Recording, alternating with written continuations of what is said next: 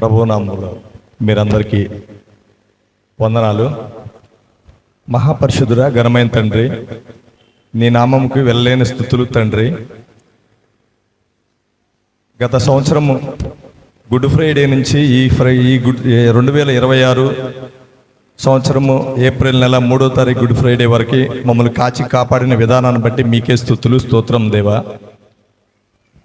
అయ్యా, మా సంఘాన్ని, మా సంఘ కాపరిని, మా కుటుంబాన్ని నీ కృపలో కాచి కాపాడి భద్రపరిచిన విధానాన్ని బట్టి మీకే స్తుతులు, స్తోత్రం దేవా. ఇప్పటి వరకు ప్రభా సిలువలో మాట్లాడిన 3 మాటల గురించి చాలా చక్కగా చెప్పిన బిడ్డల్ని దీవించండి, ఆశీర్వదించండి దేవా. అలాగే ప్రభా ఇంకా 4 మాటలు చెప్పవలసి ఉంది. 4వ మాట చెప్పే బిడ్డలను కూడా మీరే దీవించి ఆశ్రయించమని మా ప్రభు అయిన ప్రియ కుమారుడైన యేసుక్రీస్తు వారి పేరిట అడిగి వేడుచున్నాం తండ్రి. మరి 4వ మాట వివరణ కూచిపూడి సుప్రియ గారు మనకి వివరణ ఇస్తారు.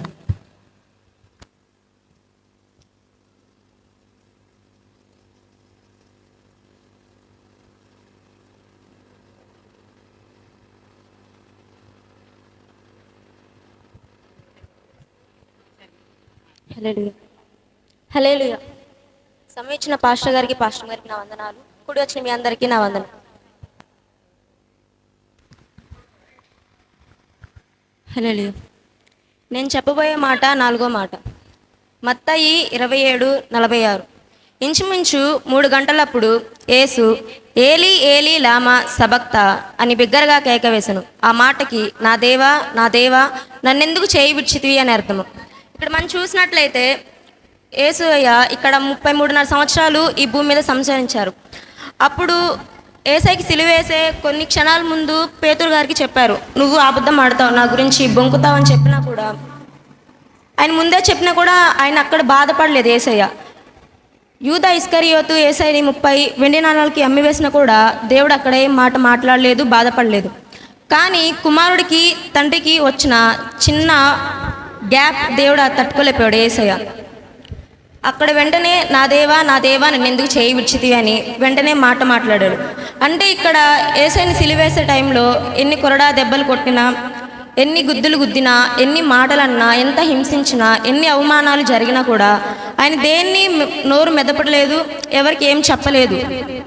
కానీ దేవుడికి తండ్రికి కుమారుడికి వచ్చిన ఆ చిన్న గ్యాప్ దేవుడు వెంటనే తట్టుకోలేకపోయి నా దేవా నన్ను ఎందుకు చేయి విడిచితి అని బిగ్గరగా కేక వేసాను.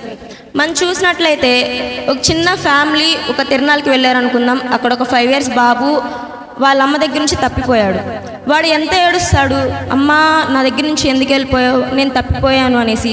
వాడికి ఏం తెలుస్తుంది? వాడి పేరు, వాళ్ళ అమ్మ పేరు, వాళ్ళ నాన్న పేరు తప్ప వాడికి ఇంకేం తెలియదు. ఎవరికి ఏం చెప్పాలో తెలియదు, ఎవరిని ఏం అడగాలో తెలియదు. ఎక్కడ వెళ్ళి మా అమ్మ నన్ను విడిపోయాము, నేను తప్పిపోయాను, మా ఊరు ఇది, నన్ను ఇక్కడ తీసుకెళ్ళని అడగాలి కూడా వాడికి తెలియదు. సో వాడు ఎంత ఏడుస్తాడు, అమ్మా ఎక్కడికి వెళ్ళిపోయావు, నేను ఇక్కడ ఉన్నాను అనేసి. ఎవరికి ఏమీ చెప్పలేడు. ఆ టైంలో ఎవరిని నమ్మలేడు, ఎందుకంటే ఎవరేం చేస్తారో వాడికి తెలియదు కాబట్టి. సో వాడు ఎంత ఏడుస్తాడు, ఆ పెయిన్ ఎలా ఉంటుంది ఆ చిన్న కుమారుడికి. అలాగే ఇక్కడ మన దేవుడికి యేసయ్యకి చిన్న గ్యాప్ కూడా ఆయన తట్టుకోలేక ఆయన కేక బిగ్గరగా వేశాడు, నా దేవా నన్ను ఎందుకు చేయి విడిచితివి అనేసి. ఇంకొక వాక్యం చూసుకున్నట్లయితే యోహాను 8వ అధ్యాయము 29వ వచనం.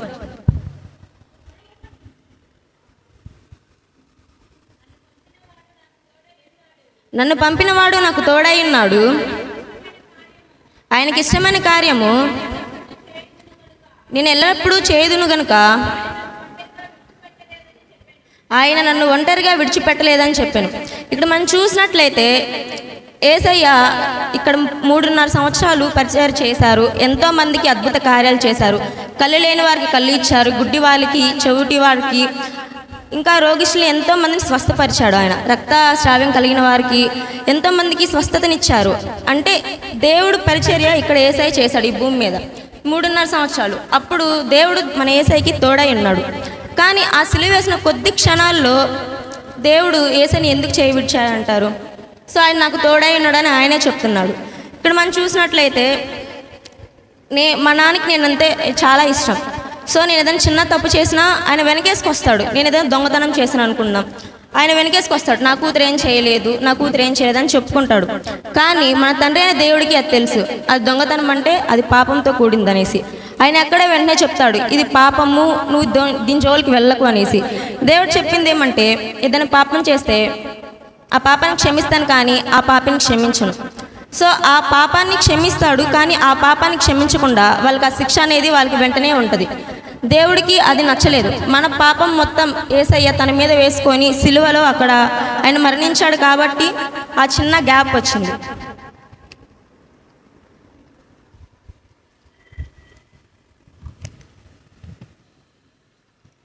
యెషయా 53వ అధ్యాయము 6వ వచనం. ఒక్క నిమిషం ఆగండి. మనమందరము గొర్రెల వల్లే త్రోవ తప్పిపోతిమి, మనలో ప్రతివాడును తనకిష్టమైన త్రోవకు తొలిగెను, యెహోవా మనందరి దోషమును అతని మీద మోపెను. ఇక్కడ మనం చూసినట్లయితే మనం ఒక గొర్రెల సంఘం అనుకుందాం. ఈ సంఘానికి కాపరి ఎవరు? మన యేసయ్య. మనం ఎన్నో తప్పులు చేస్తాము, ఆయనకి అడుగుజాడలే మనం నడవము, ఏటో తప్పిపోతాము. మనమంటూ తప్పిపోయినప్పుడు ఆయనే కదా మనం సరిచేయాల్సింది. కానీ ఆ టైంలో కూడా మనం తప్పిపోయామని మనకు తెలియదు.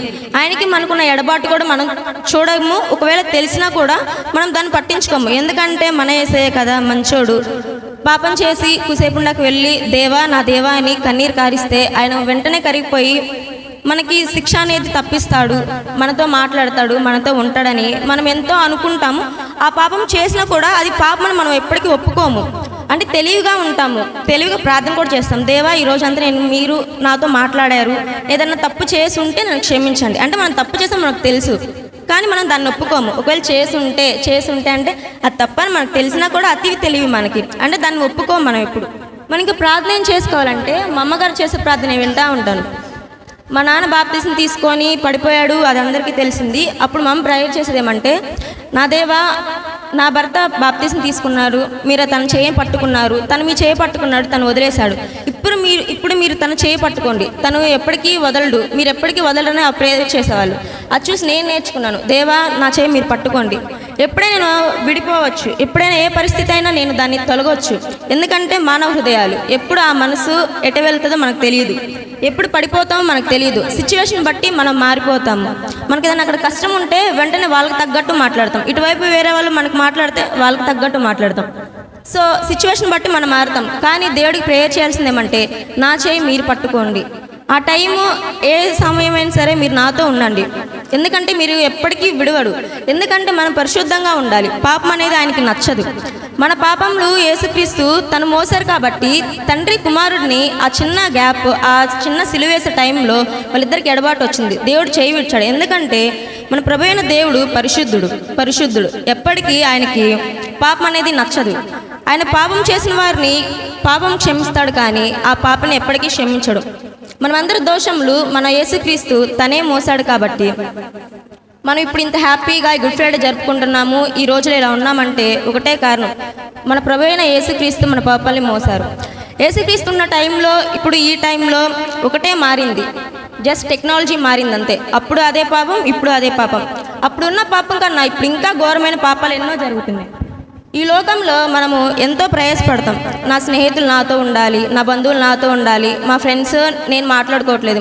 ఇక్కడ 3 టైప్స్ ఉంటారు ఫ్రెండ్స్. ఒక అమ్మాయి మాట్లాడితే రెండో అమ్మాయికి నచ్చదు, రెండో అమ్మాయి మూడో అమ్మాయి మాట్లాడుకుంటే ఫస్ట్ అమ్మాయికి నచ్చదు. ఇలా ఉన్న ఈ సమయంలో మనం వాళ్ళ కోసం ప్రయాసపడతాము, అంటే వాళ్ళ కోసం పరుగులెడతాం, బంధాల కోసం, బంధుత్వాల కోసం, స్నేహం కోసం. కానీ ఎప్పుడైనా మనము నా దేవా నాతో మీరు మాట్లాడండి, నేను మీకు నాకు ఏదైనా ఎడబాటు వచ్చిందా, లేకపోతే నేను మీకు ఏమైనా దూరంగా వెళ్తున్నానని ఒక్కసారి మనం దేవుడికి పరిగెత్తాలి. ఆయన దగ్గరికి వెళ్ళి మనం ప్రేయర్ చేసి మన శిక్షను మనం ఒప్పుకునే వాళ్ళగా మనం ఉండాలి. ఇంకోటి కొరింథీ 5వ అధ్యాయము 21వ వచనం, 2 కొరింథీ. ఎందుకనగా మనం ఆయన యందు దేవుని నీతి అగునట్లు పాపమెరుగు అని ఆయన మన కోసము పాపం చేసెను. ఇక్కడ చూసినట్లయితే మన ప్రభువైన యేసుక్రీస్తు ఎంతో పరిశుద్ధుడు, ఆయన ఎంతో పరిశుద్ధుడు. కానీ మన పాపము ఆయన మోసుకున్నారు. సో ఆ సిలువ వేసే క్షణంలో మన పాపం ఆయన తీసుకున్నాడు కాబట్టి ప్రభువైన దేవుడు ఆయన చేయి విడిచాడు. ఇక్కడ మనం చూసినట్లయితే దేవుడు పాపం చేసిన వాళ్ళని దేవుడు ఎలా ఉంటాడు, లేకపోతే దేవుడిలో ఉండి పరిశుద్ధంగా ఉండి దేవుడి హస్తం పట్టుకున్న వాళ్ళు ఎలా ఉన్నారని మనం చూసుకున్నట్లయితే షడ్రత్, మెషద్, అబేద్నెగో అనే ముగ్గురు యవనస్తులు దేవుడు మాట విన్నారు, పరిశుద్ధులుగా ఉన్నారు కాబట్టి అగ్నిగుండంలో వేసినా కూడా వాళ్ళు కాలలేదు. అలా చూసినట్లయితే యోసేపు అక్కడ ఆమె పాపం చేయని తనని అడిగి తన వస్త్రం పట్టుకున్నా కూడా యోసేపు అక్కడ నుంచి తన వస్త్రం విదిలించుకొని పరిగెత్తాడు. కానీ ఆ పాపం వచ్చిందే, నేను చేద్దాము, మా ఇద్దరికీ తెలుసు కదా, ఇంకెవరున్నారు ఇక్కడ, ఇంట్లో ఎవరున్నారు, ఎవరికి తెలుస్తుంది అని ఏమీ అనుకోలేదు. తను నా దేవుడని యెహోవా ఉన్నాడు, ఎవరు చూసినా ఎవరు చూడపోయినా నా దేవుడని యెహోవా చూస్తున్నాడు, ఆయన నా యందు ఉన్నాడు, నేను ఎవరికి లెక్క చెప్పుకోవాల్సిన అవసరం లేదు, నేను ఎవరికి దడవాల్సిన అవసరం లేదు, కానీ నా దేవుడని యెహోవాకి నేను దడవాలి, ఆయన మాట నేను వినాలి. నేను ఇప్పుడు పాపం చేస్తే ఇన్ని రోజులుగా నాకు తోడైన నా దేవుడు నన్ను విడిచి వెళ్ళిపోతాడు. వాళ్ళ అన్నదమ్ములు తన్ని ఐగుప్తు దేశానికి అమ్మివేశారు. అంటే అక్కడ ఒక్కడే ఉన్నాడు, తనకి బంధువులు లేరు, ఫ్రెండ్స్ లేరు, అమ్మ నాన్న ఎవరూ లేరు, ఒక్కడే అక్కడ ఉండి అలా ఆ పొజిషన్కి వెళ్ళడానికి కారణం ఏంటి? ఆయన పరిశుద్ధత. ఆయన ఎంత పరిశుద్ధంగా ఉన్నాడు కాబట్టి దేవుడు అంత అత్యధికంగా లేవనెత్తాడు. ఆ సమయంలో కూడా ఆయన ప్రేమ, కరుణ వాళ్ళ అన్నదమ్ముల మీద ఉండి వాళ్ళకి కరువు వచ్చినప్పుడు, కనానికి కరువు వచ్చినప్పుడు తను ఎంతో హెల్ప్ చేశాడు. ఇంకొకరిని చూసినట్లయితే దానియేలు గారు, ఆయన ఎంతో పరిశుద్ధుడు, ఆయన దేవుడి మాట ఎప్పుడూ ధిక్కరించలేదు. ఆయన సింహాల బోన్లో వేసినప్పుడు అక్కడ సింహాలు ఉన్నాయి, ఆల్మోస్ట్ మన సింహాలు మనుషులు ఏం చేస్తే తినేస్తాయి, కానీ దానియేలు జోలికి వెళ్ళలేదు. అతని మీద పితరులు చెప్పిన వారిని నెక్స్ట్ డే వేస్తే వాళ్ళు పైనుంచి కిందకు కూడా పడకముందే సింహాలు ఎముకలతో సహా ముక్కలు ముక్కలుగా చేసుకొని తిన్నాయి. అంటే వీళ్ళు పరిశుద్ధులు, దేవుడికి దగ్గరగా ఉన్నారు, దేవుడి హస్తం వీళ్ళు పట్టుకున్నారు, వీళ్ళు ఎప్పటికీ విడవలేదు. అందుకని దేవుడు వీళ్ళని ఆదుకున్నాడు. అంటే వీళ్ళకి వచ్చిన సమస్యలన్నింటిలో ఆ సమయంలో దేవుడు వీళ్ళని ఆదుకొని దేవుడు తన చేయి పట్టుకున్నాడు. అది పాపం చేసి దేవుడిని విడిచిపెట్టిన వాళ్ళల్లో సంసోను, తను ఎంతో బలవంతుడు, తను ఒక ఎముకతో 1000 మందిని చంపగలిగిన శక్తి తనకుంది, తను చంపాడు, తను ఎంతో అధికంగా బలమున్న వ్యక్తి. కానీ అతను దెలీలా అనే స్త్రీ మోహంలో పడిపోయి తన బలమున్న తన ఉన్న సీక్రెట్ తను చెప్పేస్తాడు. తను పదే నీ బలానికి ఏంటి, నీ బలానికి ఏంటి అంటే తను వెంటనే చెప్పాడు, నా బలానికి ఏంటంటే నా హెయిర్ నాకు బలం అనేసి తన సీక్రెట్ మొత్తం చెప్పాడు. అంటే ఇక్కడ యవనస్తులైనా ఎవరైనా మోహంలో పడితే పరిశుద్ధత మర్చిపోయి తనకున్నది మొత్తం చెప్పేసుకుంటున్నారు. సామెతల గ్రంథంలో చదివినట్లయితే పరా స్త్రీ అంట తన మంచం మీద కూర్చొని పక్క వాళ్ళని రెచ్చగొడుతుందంట, నా దగ్గరికి రండి అని. అక్కడ దేవుడు కఠినంగా చెప్తున్నాడు, మీరు తన దగ్గరికి వెళ్తే పాపానికి చోటిస్తే మీరు అక్కడే నాశనం మీకు మొదలవుతుంది, అక్కడే మీరు నాశనం అవుతారనేసి. ఇక్కడ దెలీలా మోహంలో ఇక్కడ సంసోను పడి తను పాపం చేశాడు, తన సీక్రెట్ మొత్తం తనకు చెప్పేశాడు. తను వెళ్ళి ఫిలిప్తీలు వాళ్ళ ఎనిమీస్ అంటే శత్రువులు, సో అక్కడికి వెళ్ళేసి తిన సీక్రెట్ చెప్పేసింది, తన హెయిర్ తన సీక్రెట్ అని చెప్పింది. వాళ్ళు వెంటనే ఇతను నిద్రపోతున్న సమయంలో తన హెయిర్ కత్తిరించి తనని గుడ్లు పీకేసి వాళ్ళు బంధించేశారు. ఫిలిప్తీలు తన శత్రువైన సంసోను బంధించారనేసి ఒక విందు జరుపుకుంటున్నారు. ఆ టైంలో సంసోనికి పశ్చాత్తాపం వచ్చింది, పశ్చాత్తాపం వచ్చి దేవుడికి వేడుకున్నాడు, దేవా సారీ, నన్ను క్షమించండి, ఒక్కసారికి నాకు అవకాశం అండి, ఇక్కడ ఉన్న వాళ్ళందరూ నేను చంపేస్తాను, ప్లీజ్ నాకు సహాయం చేయండి అనేసి దేవుడు క్షమించాడు సంసోన్ని, మళ్ళీ బలం ఇచ్చాడు. ఆ మందిరంలో ఉన్న ఒక 2 పెద్ద పోల్స్ని పట్టుకొని తను లాగి అక్కడ ఉన్న వాళ్ళందరూ చంపేశాడు.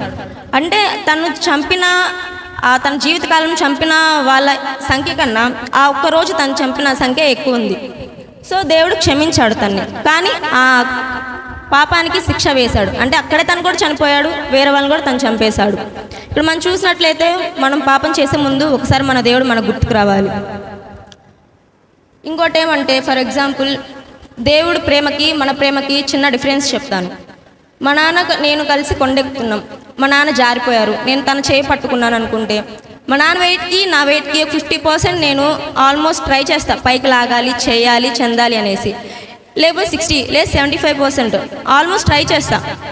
కానీ ఇంకా నేను ట్రై చేయలేను, నా చేయి నొప్పి వస్తుంది, నా బ్యాక్ పెయిన్ వస్తుంది, నేను జారిపోతాను అనుకున్నప్పుడు ఆ టైంలో ఆల్మోస్ట్ వదిలేస్తానేమో, ఎందుకంటే నేను బ్రతకాలి అనే చిన్న స్వార్థం ఎవరికైనా వస్తుంది. కానీ అదే పొజిషన్లో నేనుండి, నా పొజిషన్లో మా నాన్న ఉంటే, అరే నా కూతురు అంటే ఎంతో ఇష్టం, తను లేకపోతే ఎలా, నేను కష్టపడి పెంచుకున్నా, నేను కష్టంతో నా పిల్లని సాగుకుంటున్నా అని ఆ తండ్రి ప్రేమ అక్కడ అడ్డుపడిపోతుంది. మా నాన్న పట్టుకుంటాడు, 100కి 200% నేను పైకి లాగడానికి ఎంతో ట్రై చేస్తాడు. తన చేయి నొప్పి వచ్చినా, తన బ్యాక్ పెయిన్ వచ్చినా, తన జారుతున్నా కూడా ఎంతో ట్రై చేసి పైకి లాగాలని చూస్తాడు, కానీ ఎప్పుడు కిందకి విడవకూడదనేసి అనుకుంటాడు. అంటే తను పడిపోతున్నా కూడా నన్ను పైకి లాగాలని కోరుకుంటాడు. అదే మనకి మన ప్రభువైన యేసుక్రీస్తుకున్న ప్రేమ విభేదాలు, డిఫరెన్స్. మన ప్రభు అయిన యేసుక్రీస్తు మీద మన ప్రేమ ఎట్లాంటిదంటే, మన పాపాలు ఆయన మీద మోపేసి ఆయన తీసుకెళ్లి శత్రువులకు అప్పగించే ప్రేమ మందైతే, మన పాపాలని తన మీద ఉంచుకొని తన సిలువలో తను రక్తం కార్చి మన కోసం బలి అయిన ప్రేమ యేసుక్రీస్తుది. ఇదే నా చిన్న వాక్యం. ఒక చిన్న చరణం పాడుకుందాం.